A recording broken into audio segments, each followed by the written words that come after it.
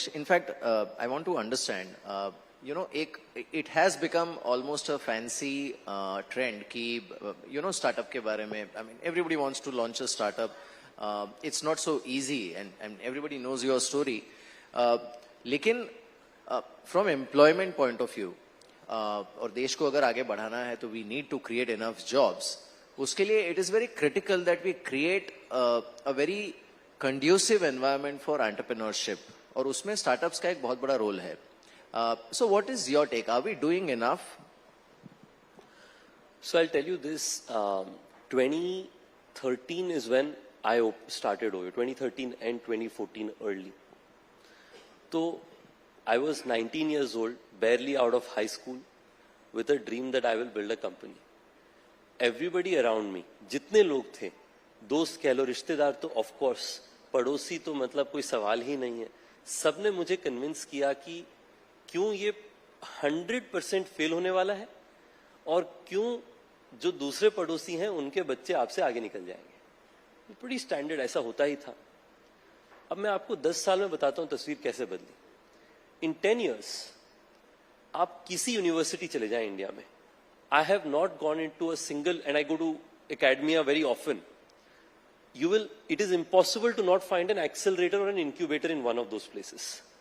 Second, आप देश में किसी भी कंपटीशन देख लें, कॉलेज फेस्ट जो होते हैं, उसमें एंटरप्रेन्योरशिप फेस्ट पहले कुछ कॉलेजेस में होता था, जनरली तो होता नहीं था. आजकल सबसे पहला फेस्ट होता है. पहले जो टॉपर होता था आईआईटीज में, उसे आप पूछें कि आपका क्या सपना है, वो कहते थे पीएचडी करने यूएस जाएंगे और एक अच्छी जॉब मिलेगी.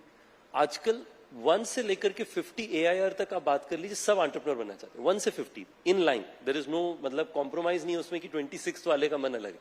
1 से 50 साल. तो मुझे लगता है उसमें ड्रामेटिक चेंज आया है in the last 10 years, and I think it is necessary. मैं थोड़ा एक्सप्लेन करना चाहता हूं क्यों.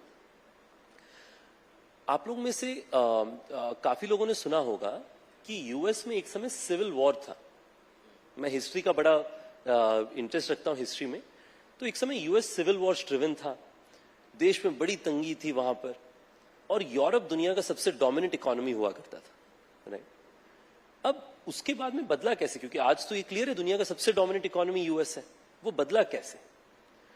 तो 25-30 साल यूएस के समय में, शायद 60s से 90s के रेंज में, या 50s से लेके 80s के समय में, एग्जैक्ट समय मिस कर रहा हूं मैं, उस समय इनक्रेडिबल एंटरप्रेन्योर्स जैसे कि Henry Ford, Vanderbilt, JP Morgan, उन लोगों ने एंटरप्राइजेस बनाए, और ऐसे एंटरप्राइजेस बनाए जिन्होंने यूएस के अंदर में उनकी करंट अकाउंट को स्ट्रांग बनाया, उनके यहां पे जॉब्स को क्रिएट किया.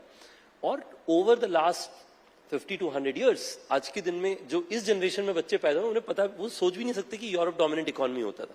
उन्हें लगता है यूएस ही हमेशा से रहा है dominant economy.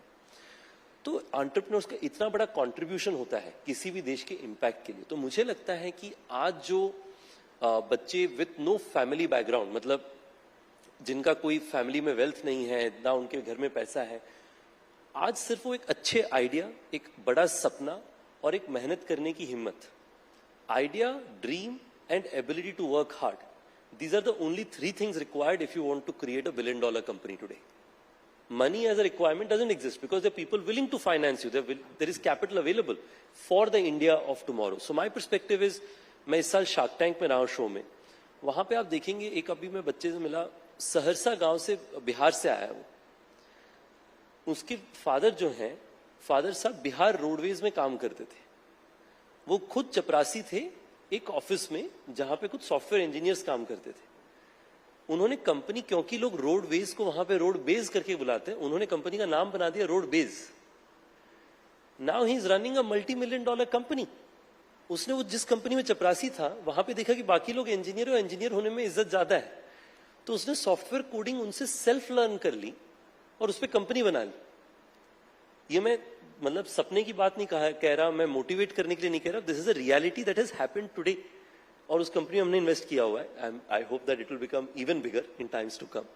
But that's the true transformation. So short answer is, I feel there is a lot happening, because fundamentally आप देखिए, सच्चाई मैं आपको बताना चाहता हूं, यहां पे हम लोग इकोनॉमी, स्केल, मार्केट साइज सबकी बात कर लें, बट जब 12वीं कक्षा या फिर कॉलेज के बाद बच्चा घर से बाहर निकलता है, तो पेरेंट्स 10 साल पहले यही कहते, मुझे भी यही कहते थे, पहले एक नौकरी ले लो, शादी कर लो, घर ले लो, फिर एंटरप्रेन्योरशिप के बारे में सोचना।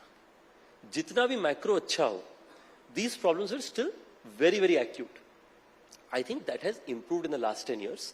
जहां पे आज इस कमरे में शायद ऐसा कोई नहीं होगा जिसके दोस्त या रिश्तेदार में कोई ऐसा नहीं है जो एंटरप्रेन्योर या तो बन नहीं गया है या एंटरप्रेन्योर बनने की सोच नहीं रहा है। That's a change in the last 10 years. So I think that's a huge transformation, and that happens when people talk about startups on stages like this, on national television and so on. अभी और क्या करना बाकी है? मुझे लगता है कि I said initially, मेरा व्यू है कि किसी भी कंपनी में consistency is the name of the game. तो ये जो हमने कंसिस्टेंटली स्टार्टअप्स को बढ़ावा दिया है, उस पर आप बढ़ावा देते रहें, चाहे वो मैक्रो भारत देश के लेवल से हो, चाहे आप अपने दोस्त रिश्तेदार भाई बहन जितने हैं, अगर कोई भी स्टार्टअप कुछ करने की कोशिश कर रहा है, उन्हें कंस्ट्रक्टिव फीडबैक दीजिए, बट उन्हें प्रमोट करिए, उन्हें मोटिवेट करिए, उनके प्रोडक्ट्स के बारे में बात करिए। अगर आप अपने घर परिवार में एक जने की मदद करेंगे, जितने लोग यहाँ पे बैठे हुए हैं, तो मुझे, और या जितने लोग सुन रहे हैं, तो मुझे लगता है कि that will help growth a lot more than what macro things can be. एक इलॉन मस्क ने कहा था कि जैसे आज के दिन में लोग जो है बेबी शावर में इवेंट, मतलब बेबी को सेलिब्रेट करते हैं, वैसे अगर एंटरप्रेन्योर्स को सेलिब्रेट किया जाए जब वो नया कंपनी शुरू करें और उनके दोस्त सब लोग आए जुड़े और कहें कि हम आपको हेल्प करेंगे ग्रो करने के लिए, तब entrepreneurial growth will become 10x even higher than what it is today.